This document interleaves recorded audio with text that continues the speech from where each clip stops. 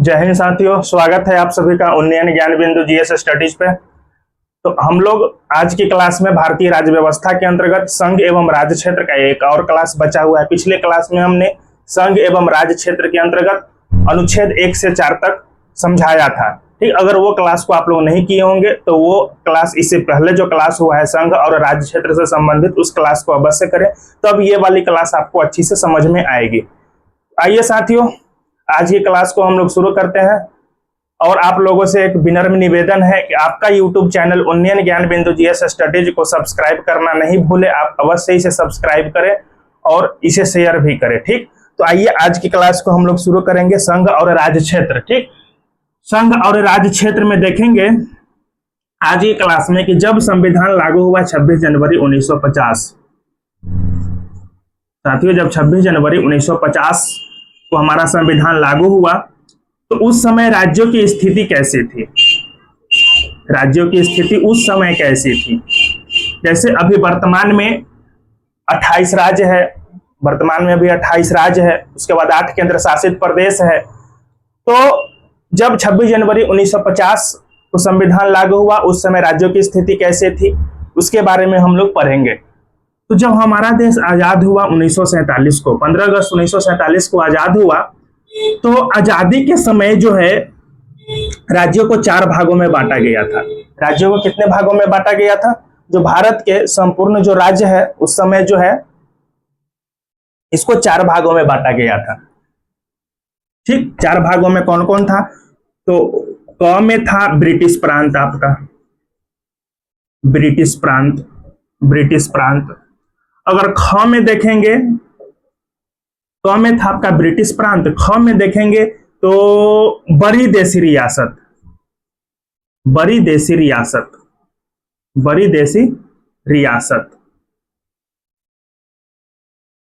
अगर ग में देखेंगे तो आपका हो जाएगा छोटी देशी रियासत।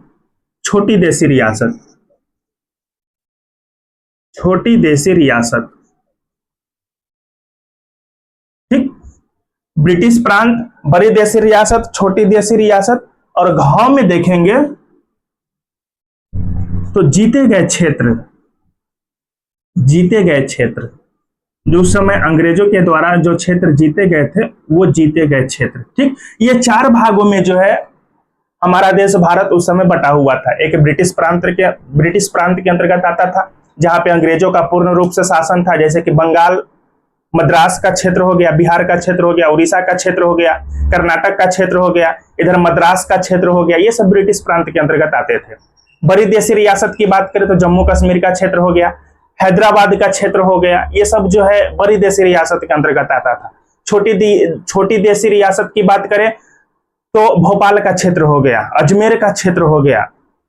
तो ये सब छोटी देशी रियासत के अंतर्गत आता था। और वहीं अगर जीते गए क्षेत्र की बात करें तो जीते गए क्षेत्र की अंतर्गत अंडमान निकोबार जैसे द्वीप समूह आते थे। अंडमान निकोबार जैसे द्वीप समूह ये सब जो है जीते गए क्षेत्र के अंतर्गत आते थे। ठीक, तो यहां तक आपको समझ में आ गया होगा।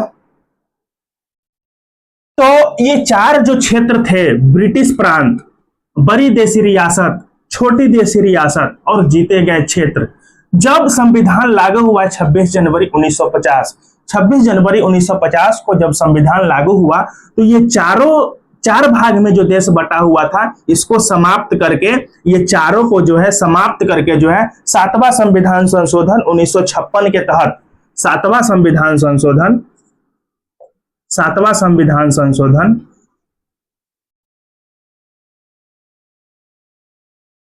1956 के तहत ये 4 भाग में जो बटे हुए थे इसको समाप्त कर दिया गया और 7वां संविधान संशोधन 1956 के तहत फिर से राज्यों को पुनर्गठित किया गया। और राज्यों को पुनर्गठित करके 14 राज्य बनाए गए, 14 राज्य बनाए गए और 6 को केंद्र शासित प्रदेश बनाया गया। 14 राज्य और 6 केंद्र शासित प्रदेश बनाए गए। तो मेरा समझाने का मकसद यही था कि संविधान लागू होने के समय जो हमारे देश की स्थिति थी, जो अभी वर्तमान में देख रहे हैं वैसी नहीं थी। हमारा देश 4 भागों में बटा हुआ था। ब्रिटिश क्षेत्र था, बड़ी देशी रियासत क्षेत्र था, छोटी देशी रियासत था, जीते गए क्षेत्र था। तो जब संविधान लागू हुआ 26 जनवरी 1950 को, 26 नवंबर 1949 को अंगीकृत किया गया, 50 को लागू किया गया। उसके बाद 7वां संविधान संशोधन 1956 में हुआ और ये चारों भागों को समाप्त करके जो है 14 राज्य बनाए गए और 6 केंद्र शासित प्रदेश बनाए गए। अब 14 राज्य कैसे बनाए गए उस चीज को आप यहां पर समझिए। जब कांग्रेस का अधिवेशन चल रहा था तो कांग्रेस 1920 से ही, नागपुर के अधिवेशन से ही ये दावा कर रहा था, मतलब ये लोगों से वादा कर रहा था कि जब देश आजाद होगा हम संविधान को लागू करेंगे, तो हम राज्यों का जो पुनर्गठित करेंगे वो हम भाषा के आधार पर करेंगे। मतलब कांग्रेस 1920 के नागपुर अधिवेशन से ही लोगों के साथ वादा करते आ रहा था कि हम राज्यों का पुनर्गठित करेंगे तो भाषा के आधार पर करेंगे। लेकिन जैसे ही सत्ता की बागडोर कांग्रेस के हाथ में आई तो कांग्रेस जो है राज्यों का पुनर्गठन भाषा के आधार पर न करके प्रशासनिक आधार पर करना चाहा। वो मतलब अपना वादा को भूल गया। जैसे कि अभी वर्तमान में देख लीजिए, जब चुनाव होता है तो चुनाव से पहले विभिन्न पार्टियों का मैनिफेस्टो आता है और मैनिफेस्टो में क्या क्या लिखा रहता है, 2 करोड़ रुपया देंगे, 2 करोड़ को सरकारी नौकरी देंगे, समस्त युवाओं को हम ये देंगे वो देंगे, सभी के बैंक खाते में 10-10 लाख रुपया जाएंगे। तो ये सब जो प्रलोभन दिया जाता है, 10-10 लाख को हम नौकरी देंगे, है ना, सबको जो है कि गो हेलीकॉप्टर बांट देंगे तो डायरेक्ट सबके छत पे लैंडिंग होगा, ये सब जो है वादा जो है किया जाता है चुनाव से पहले। और चुनाव खत्म होते ही किसी पार्टी की सरकार बनती है तो अपना वादा को भूल जाता है। तो वही हो रहा था 1920 के अधिवेशन से ही। कांग्रेस जो है आवाज बुलंद करते आ रही थी, लोगों के साथ वादा करते आ रहा था कि जब हमारा सरकार बनेगा, जब हम सत्ता की बागडोर को संभालेंगे तो हम राज्यों का पुनर्गठित किस आधार पर करेंगे, तो भाषा के आधार पर करेंगे। लेकिन जैसे ही देश आजाद हुआ उसके बाद संविधान लागू हुए और सत्ता की बागडोर कांग्रेस ने संभाला, तो देशों का जो है, जो लोगों से वादा करते आ रहा था कि हम भाषा के आधार पर राज्यों का पुनर्गठन करेंगे, वो जो है भाषा के आधार पर न करके जो है उसने प्रशासनिक आधार पर राज्यों का पुनर्गठित किया। तो होता क्या है उस चीज को आप यहां से विस्तार से समझिए। यहां तक तो समझ गए। अब देखिए राज्यों का पुनर्गठन होता कैसे है। राज्यों को पुनर्गठन करने के लिए सबसे पहले धर आयोग का गठन किया गया। ठीक, राज्यों का पुनर्गठन करने के लिए सबसे पहले क्या किया गया, धर आयोग का गठन किया गया। धर आयोग, ये सब आयोग याद रखेंगे, बहुत ही महत्वपूर्ण है। धर आयोग का जब गठन किया गया तो जून 1948 में ये धर आयोग गठन हुआ। कब हुआ, जून 1948 में ये गठन किया गया धर आयोग का। और धर आयोग जो है अपना रिपोर्ट दिसंबर 1948 में दिया। दिसंबर 1948 में जो है अपना रिपोर्ट सौंपा। ठीक, जून 1948 में गठित किया गया और दिसंबर 1948 में ये अपना रिपोर्ट दिया। और रिपोर्ट में ये कहा कि राज्यों का जो पुनर्गठन होगा ये भाषा के आधार पर करना उचित नहीं है, राज्यों का पुनर्गठन जो है प्रशासनिक आधार पर किया जाए। प्रशासनिक आधार पर जो है राज्यों का पुनर्गठन किया जाए। उसके बाद एक और आयोग का गठन हुआ जिसको जेवीपी आयोग कहते हैं। जेवीपी आयोग, जेवीपी आयोग का मतलब हुआ जे से जवाहरलाल नेहरू, भी से सरदार वल्लभ भाई पटेल और पी से पट्टाभी सीतारामैया। मतलब नेहरू, सरदार वल्लभ भाई पटेल और पट्टाभी सीतारामैया तीनों की सदस्यता में जेवीपी आयोग का गठन किया गया। और ये जो है अप्रैल 1949 में रिपोर्ट दिया और दिसंबर 1948 में इस गठन हुआ था। दिसंबर 1948 में इसका गठन किया गया और अप्रैल 1949 में जो है ये अपना रिपोर्ट दिया। और ये जेवीपी आयोग ने रिपोर्ट दिया, ये अपनी रिपोर्ट में भी यही बात कहा कि राज्यों का पुनर्गठन जो है भाषा के आधार पर करना उचित नहीं है, राज्यों का पुनर्गठन जो है प्रशासनिक आधार पर ही किया जाएगा। प्रशासनिक आधार पर ही राज्यों का पुनर्गठन किया जाएगा। मतलब ये दोनों आयोग ने, धर आयोग और जेवीपी आयोग, दोनों आयोग ने एक ही रिपोर्ट दिया। सिफारिश में एक ही बात बोला कि राज्यों का पुनर्गठन भाषा के आधार पर करना उचित इसलिए नहीं है कि भारत में अनेकों प्रकार की भाषाएं बोली जाती है। बिहार में ही देख लीजिए, मगधी भाषा बोला जाता है, मगही, उसके बाद भोजपुरी बोला जाता है, मैथिली बोला जाता है ना। तो एक ही राज्य में कई प्रकार के भाषा बोले जाते हैं। तो अगर हम भाषा के आधार पर राज्यों का पुनर्गठन करेंगे तो 100 से भी अधिक भाषाएं जो है बोली जाती है और जो है भारत जो छोटे छोटे टुकड़ों में बट जाएगा, छोटे छोटे टुकड़ों में बट जाएगा। इस वजह से राज्यों का पुनर्गठन भाषा के आधार पर करना सही नहीं है, क्योंकि आप एक ही राज्य में देख लीजिए ना, बिहार में ही देखिए भोजपुरी बोला जाता है, हिंदी बोला जाता है, मगही बोला जाता है, उसके बाद उर्दू बोला जाता है, फिर मैथिली बोला जाता है, अंगिका बोला जाता है, तो ये सब जो है अर्धमागधी बोला जाता है, अंगिका बोला जाता है। तो ये सब जो भाषा है, एक ही राज्य में कई प्रकार के भाषा बोले जाते हैं, और भाषा के आधार पर अगर राज्यों का पुनर्गठन किया जाएगा तो 100 से अधिक भाषा बोले जाते हैं, और उस आधार पर जो है राज्य छोटे छोटे टुकड़ों में बंट जाएंगे। इसी आधार पर जो है भाषा के आधार पर राज्यों का पुनर्गठन न करके प्रशासनिक आधार पर पुनर्गठन किया जाएगा। तो जब प्रशासनिक आधार पर पुनर्गठन करने की बात आई तो व्यापक रूप से आंदोलन चला, व्यापक रूप से क्या हुआ, आंदोलन होना शुरू हो गए, क्योंकि लोगों को ये जो है दावा किया गया था, लोगों के साथ वादा किया गया था कि हम राज्यों का पुनर्गठन भाषा के आधार पर करेंगे। और व्यापक रूप से जब आंदोलन होना चालू हो गए, राज्यों की पुनर्गठन की मांग होने लगी कि नहीं, हमें जो है भाषा के आधार पर राज्यों का पुनर्गठन होना चाहिए, तो व्यापक रूप से आंदोलन होने लगा। और आंध्र प्रदेश के एक नेता थे जिनका नाम था पोटली रामल्लू, पोटली श्री रामल्लू, पोटली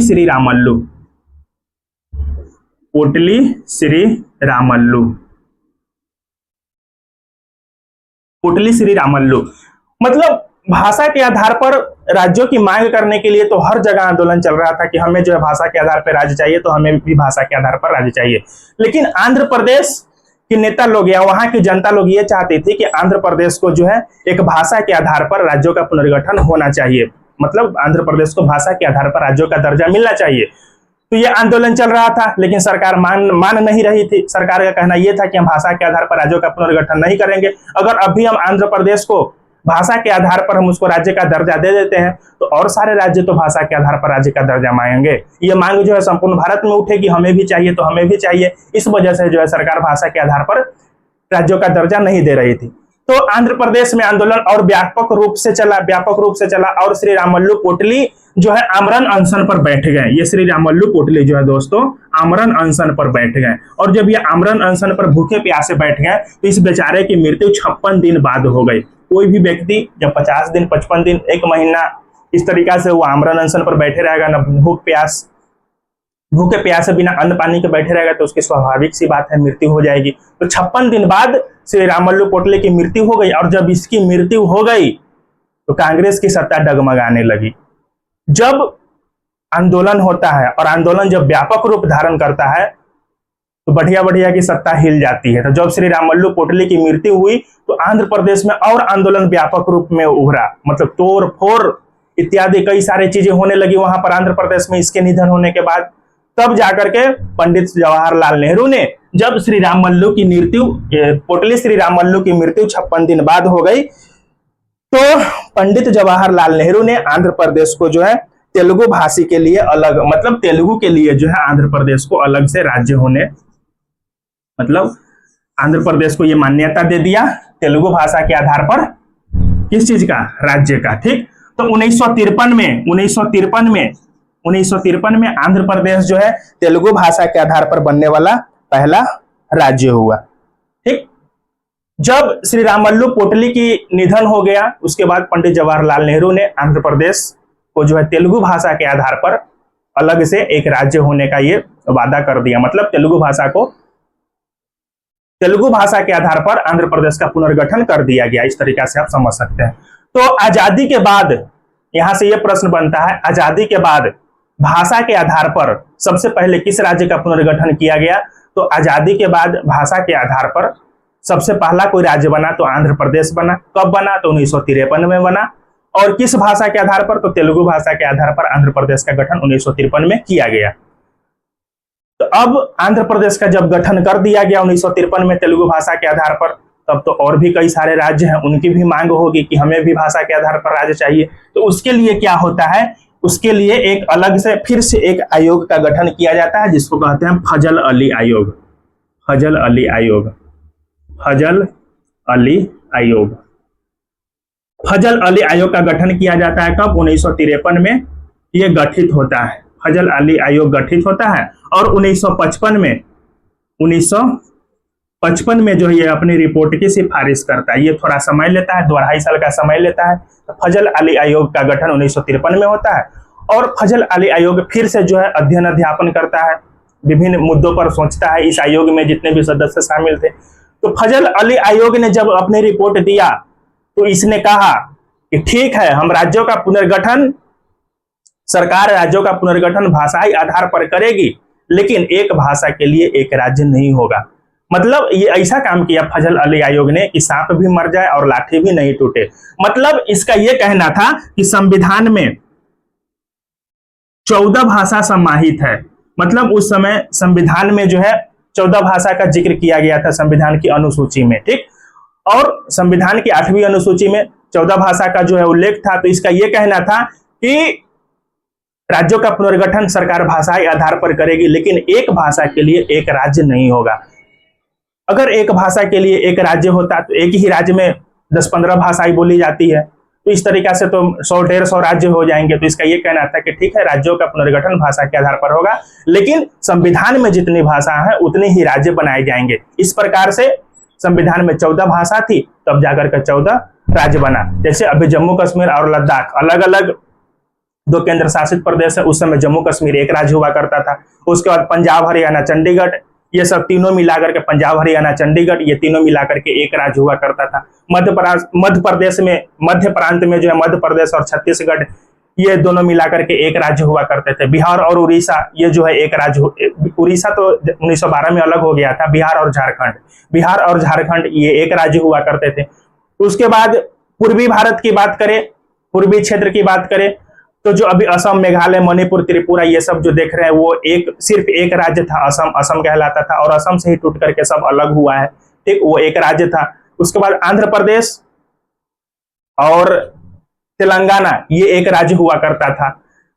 गुजरात और मुंबई, ये एक राज्य हुआ करता था। तो इस प्रकार से संविधान में जो 14 भाषाएं थी, उसके आधार पर राज्यों को 14 राज्य में जो है पुनर्गठित किया गया। भारतीय राज्यों को कितने राज्यों में पुनर्गठित किया गया? तो 14 राज्यों में जो है पुनर्गठित किया गया फजल अली आयोग के रिपोर्ट पे। इसके बाद देखते हैं क्या होता है।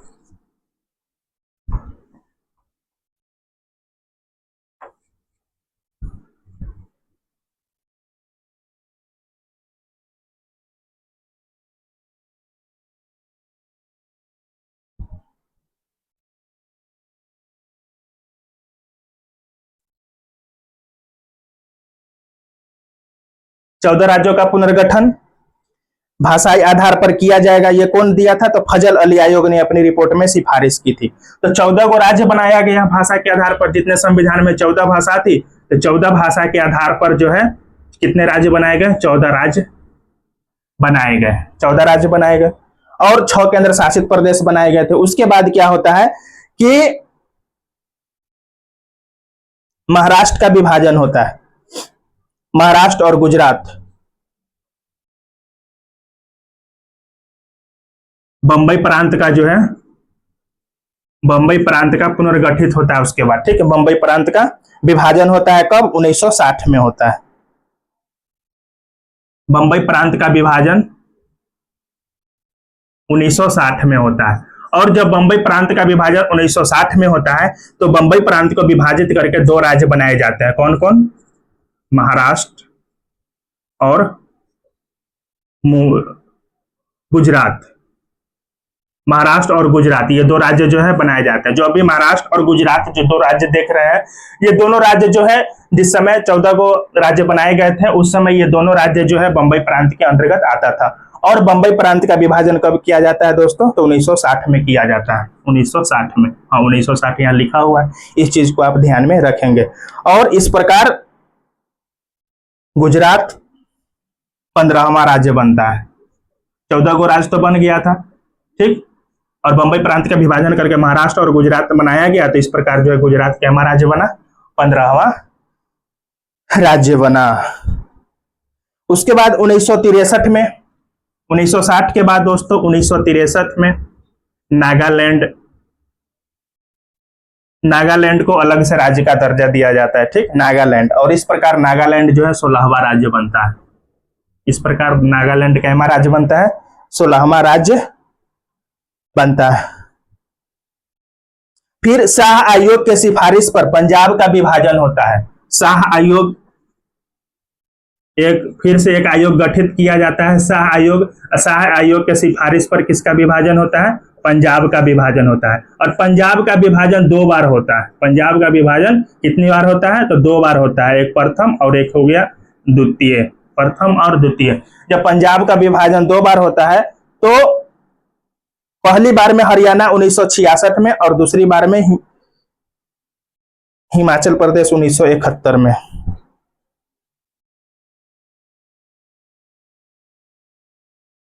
पंजाब का विभाजन करके 1966 में किसको बनाया जाता है? हरियाणा।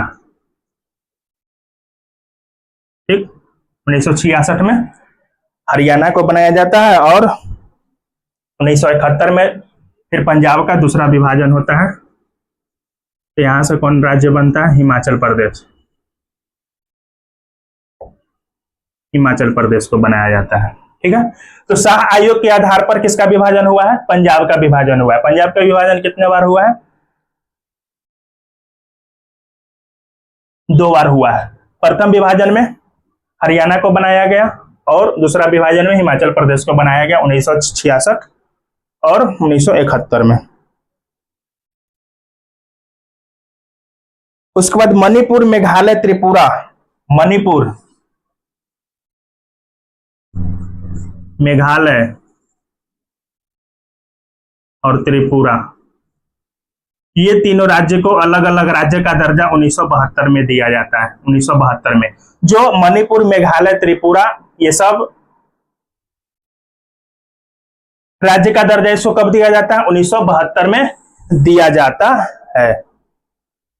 जबकि उस समय 6 केंद्र शासित प्रदेश बनाए गए थे। तो मणिपुर और त्रिपुरा जो है दोस्तों, मणिपुर और त्रिपुरा ये केंद्र शासित प्रदेश के अंतर्गत आता था। तो मणिपुर और त्रिपुरा को अलग से राज्य का दर्जा दिया जाता है 1972 में। और मेघालय जो है असम में आता था और असम से जो है मेघालय को अलग करके 1972 में राज्य का दर्जा दिया जाता है। और वही 1975 में सिक्किम 22वां राज्य बना। 1975 में सिक्किम 22वां राज्य बना। 22वां राज्य कौन बना? तो सिक्किम बना 1975 में। ठीक, तो सिक्किम 22वां राज्य बना 1975 में। तो देख रहे हैं किस तरह से राज्यों का पुनर्गठन हो रहा है। उसके बाद अरुणाचल प्रदेश, मिजोरम, गोवा। अरुणाचल प्रदेश, मिजोरम, गोवा। अरुणाचल प्रदेश, मिजोरम और गोवा। अरुणाचल प्रदेश, मिजोरम, गोवा, ये 3 गो राज्य जो अभी देख रहे हैं, इसको राज्य का दर्जा 1987 में मिला। 1987 में मिला। 1987 में मिला। तो जब 14 राज्यों को पुनर्गठन करके 14 भाषा के आधार पर 14 को राज्य बनाए गए, उसके बाद आंदोलन शांत हो गया। आंदोलन शांत होने के बाद आगे चल करके 1960 में बंबई प्रांत का विभाजन हुआ। बंबई प्रांत को विभाजन करके महाराष्ट्र और गुजरात बनाए गए, अलग 2 राज्य बनाया गया। 15वां राज्य गुजरात हो गया।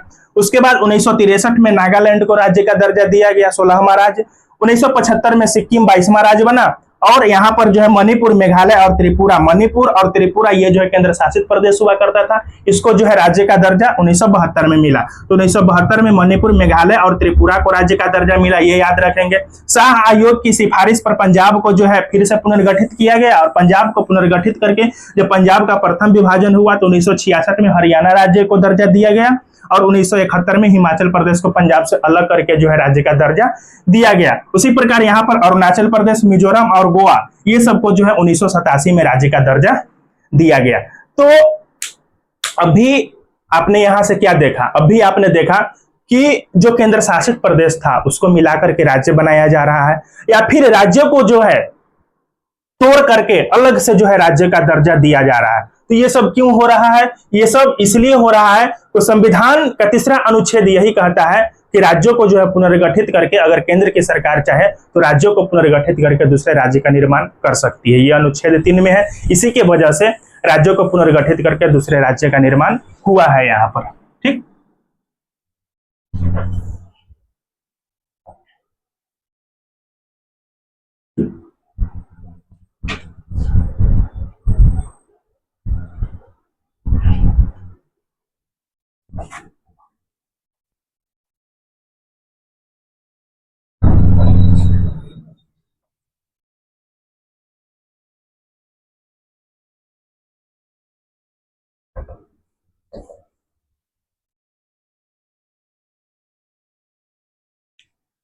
जब 7वां संविधान संशोधन 1956 में राज्यों का पुनर्गठन हो रहा था, तो राज्यों का पुनर्गठन के समय उस समय 14 राज्य तो बनाए ही गए थे, 6 को जो है केंद्र शासित प्रदेश भी था। वो अंडमान निकोबार था,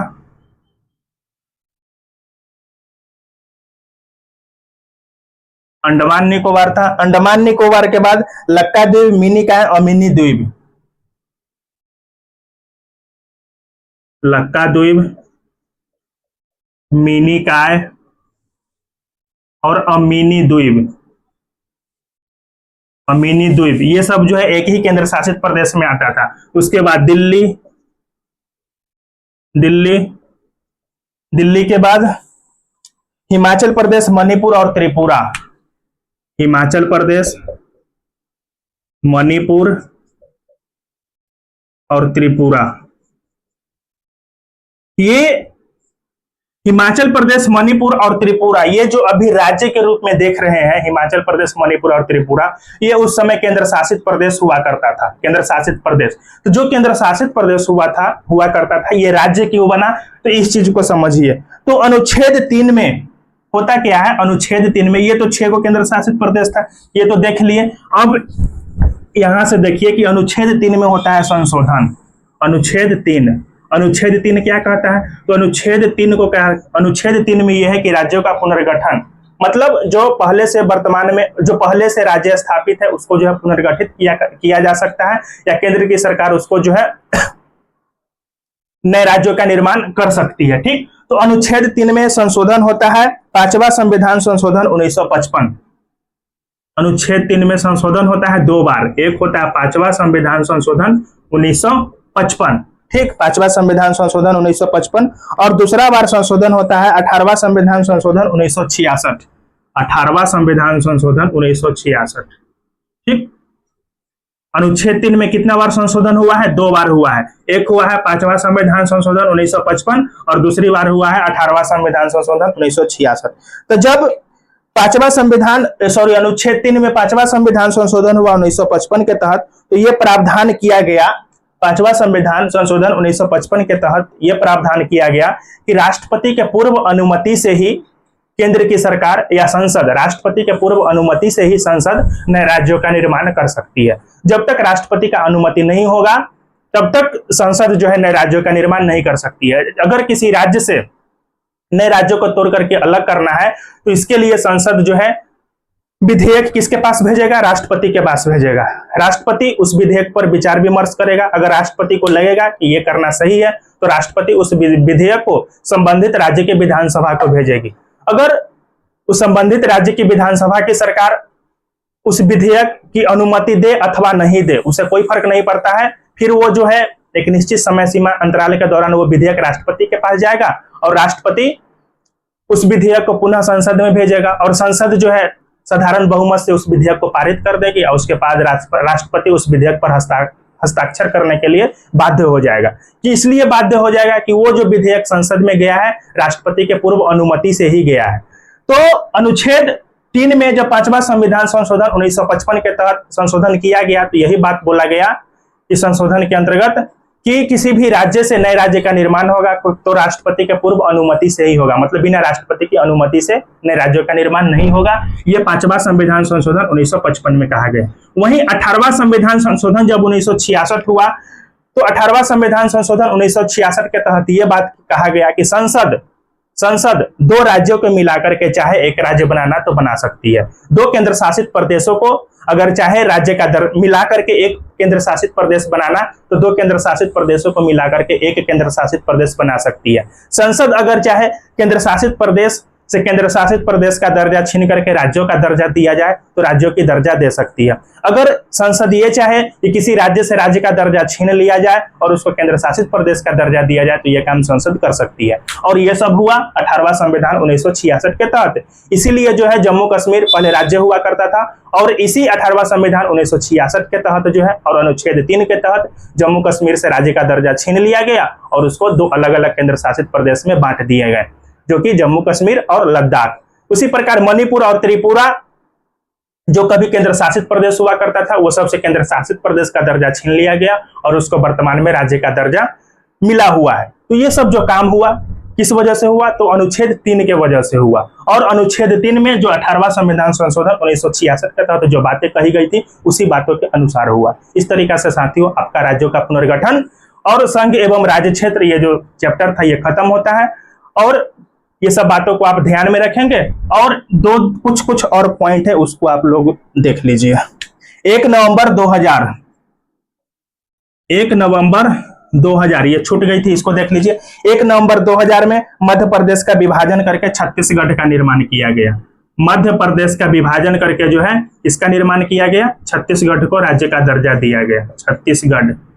और ये घटना कब हुई? 1 नवंबर 2000। उसके बाद 9 नवंबर 2000 को क्या होता है? तो उत्तराखंड का गठन होता है। उत्तर प्रदेश का विभाजन करके किसका गठन होता है? उत्तराखंड गठन होता है, उत्तराखंड का गठन होता है 9 नवंबर 2000 को। उसके बाद 15 नवंबर 2000 को झारखंड का गठन होता है। 15 नवंबर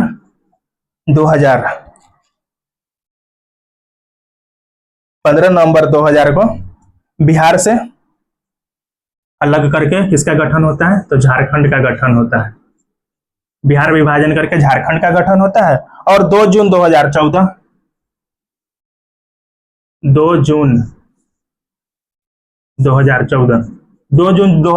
को तेलंगाना गठन होता है। तेलंगाना मतलब आंध्र प्रदेश को विभाजन करके किसका गठन होता है? तो तेलंगाना का गठन होता है। तो ये सब जो हो रहा है, ये सब हो रहा है अनुच्छेद 3 के अंतर्गत हो रहा है। ये सब जो घटनाएं घटित हुई अनुच्छेद 3 के अंतर्गत हुआ। और अनुच्छेद 3 में जो 5वां संविधान संशोधन 1955 था इसके तहत हुआ राज्यों को पुनर्गठित करके नए राज्यों का निर्माण करना। तो ये 2000 में सन 2000 में 3 को घटना हुआ है, मतलब 3 को राज्यों को पुनर्गठित करके नए राज्य बनाए गए हैं। तो ये तीनों को आप याद रखेंगे और नीचे वाला को भी आप याद रखेंगे। 1 नवंबर 2000 को मध्य प्रदेश का विभाजन हुआ और 1 नवंबर 2000 को मध्य प्रदेश का विभाजन करके छत्तीसगढ़ जैसे राज्य बनाए गए। 9 नवंबर 2000 को उत्तर प्रदेश का विभाजन हुआ और उत्तर प्रदेश से अलग उत्तराखंड को राज्य को दर्जा दिया गया। 15 नवंबर 2000 को बिहार से अलग करके झारखंड को दर्जा दिया गया। और 2 जून 2014 को आंध्र प्रदेश का विभाजन करके जो है तेलंगाना को राज्य का दर्जा दिया गया। तो नवंबर 2000 में ये तीनों बहुत ही महत्वपूर्ण है। यहाँ से कई बार एग्जाम में प्रश्न आए हैं, ये तीनों चीजों को आप याद में रखेंगे। तो साथियों इस तरीका से आपका क्लास खत्म हुआ। मिलते हैं अगले क्लास में। अगर आपको क्लास अच्छा लगे तो YouTube चैनल उन्नयन ज्ञान बिंदु GS स्टडीज को सब्सक्राइब कर दीजिए, अपने दोस्तों के बीच शेयर भी कर दीजिए। इसी प्रकार जो अपने पठन पाठन को जारी रखिए। मिलते हैं अगले क्लास में। जय हिंद।